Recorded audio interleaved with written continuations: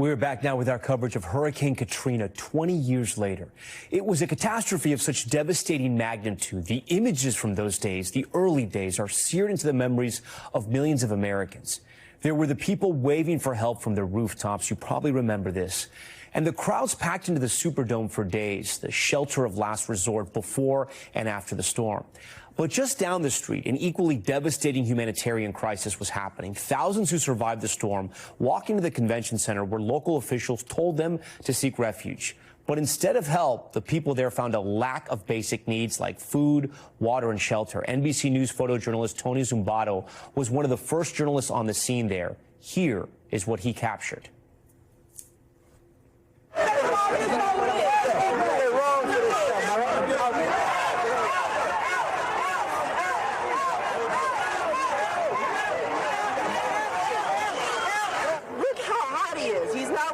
Very easy. I am not, this is not about low income, it's not about rich people, poor people, it's about people. Oh, Jesus. Relax, darling. It's going to be all right. It's going to be all right. It's going to be all right. I'm breathing, bro. Breathe, baby. Breathe, baby.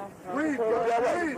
Why nobody can get no help down here for these people, bro? They got children out here. They got pregnant women out here. They won't even bring water. They won't bring food. You got to go steal water to drink to survive out here.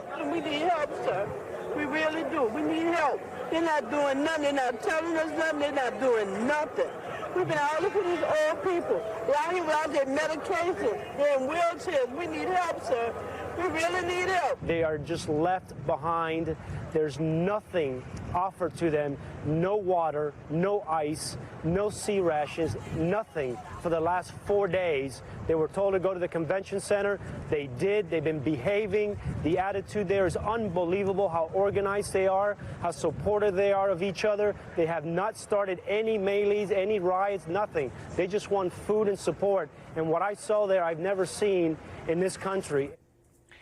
And tonight we are lucky to be joined by Tony on Top Story tonight. Tony, it is so good to see you. We have worked together in the past. That really took me down memory lane. I know it took you as well. Take our viewers back. You're a photojournalist. You have seen so much over your years, but something sort of stopped you in your tracks when you got to the convention center. Yeah, it was early morning, 6 a.m. in the morning, making coffee for the rest of the crew. I had my motor coach in there. We were able to sneak it in. And this gentleman named Dwayne came out of nowhere and started yelling at us, "You guys journalists? Are you journalists?" And yes, we are. And I thought he just wanted a cup of coffee. And I offered a cup of coffee, and he goes, "No, that's not what I'm here for. Down the street, there's people dying. There's a melee down there. There's people left behind. They're starving. They've been there for 4 days, and we've been roaming the city, and we didn't even know that." And I said, "Are you willing to take me in there?" And he goes, "Yeah, bring your cameras." So I went in there, and it was the twilight zone for me. I walked into a situation that I've never experienced personally. In world disasters, I expect that kind of behavior and that kind of scene, but not stateside. So it was very dramatic what I saw, what I witnessed, and yeah, till today. And then, Tony, you know, you're a photographer. You're not usually on television, but you came back with so much passion and sadness that the producers ended up putting you on television. And I remember that the report we just saw was one of your more tame reports, but I remember your first few reports where you were emotional. You felt that you had to get the word out. Yeah, I'm holding myself back right now, to be honest with you. Yeah. It was tough. I didn't want to do it. I wasn't ready to do it. I was all upset, and I wanted to say the right things, and I wasn't upset at government. I was just upset that the resources weren't there, because we've covered, as you well know, Tom, we've covered so many other disasters, and, you know, you get to see the next day some resources come in and start helping people, but there was nothing there, just down the street in downtown. And it was very emotional for me, because everybody, I went, like I said, it was a Twilight Zone moment where I was a different person, and I was seeing people that reminded me of my relatives, and it was very emotional, very devastating for me. I didn't want to go on camera, but they talked me into it, and as you know, the rest is history. Yeah.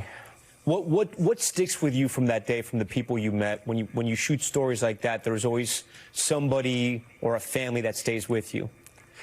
You know, there were so many of those kind of moments because I never expected the crowd to be so willing to want to talk to the media and be very peaceful about it, even though in their worst nightmare or their worst day, they were just calmly trying to tell me what they could, what they needed.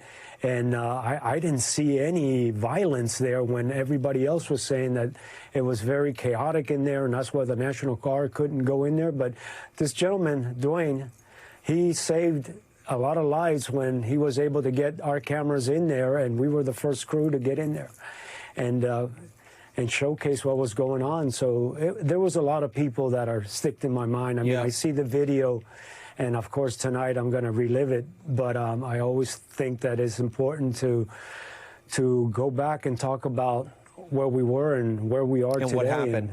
And what happened after, Tony, after you sort of broke this story and you put those images out there and you provided those compelling emotional reports? What happened? Did any resources trickle in?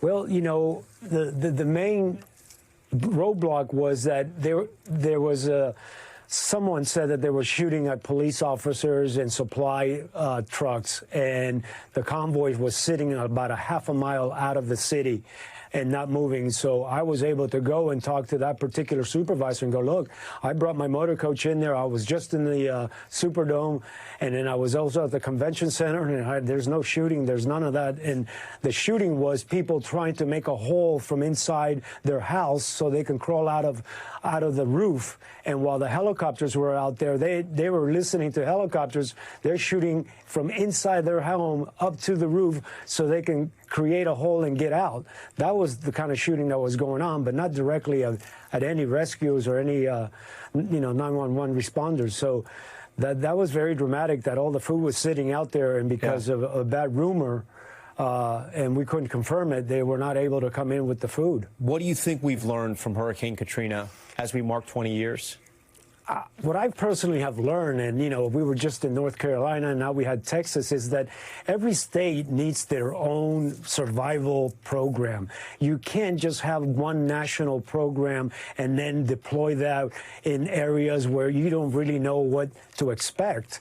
And now that we know that the water's raised just about anywhere, everybody needs to have survival boats and equipment and all the little things that you need to get to folks, helicopters, and train the civilians. We need to train our civilians to be the real first responders. Maybe some homes can be the volunteers to keep some of the equipment that is needed so you can move it to other areas faster. But that's what I've learned. I just don't see a good program or a group of people that can sit together and go, you know what? Every state has different disasters. Let's see how we can, try to put the right equipment in the right places, because you can't tell where it's going to happen, But if you have them scattered out in various areas, the possibility of getting some help quickly there, it's going to be a lot faster. Tony Zumbado, it has been a pleasure to talk to you. Thank you for sharing those memories back from Hurricane Katrina. Thank you for what you did in those days right after the storm. We appreciate it. Thanks for having me, and congratulations, man. So proud of you. We thank you for watching, and remember, stay updated on breaking news and top stories on the NBC News app or watch live on our YouTube channel.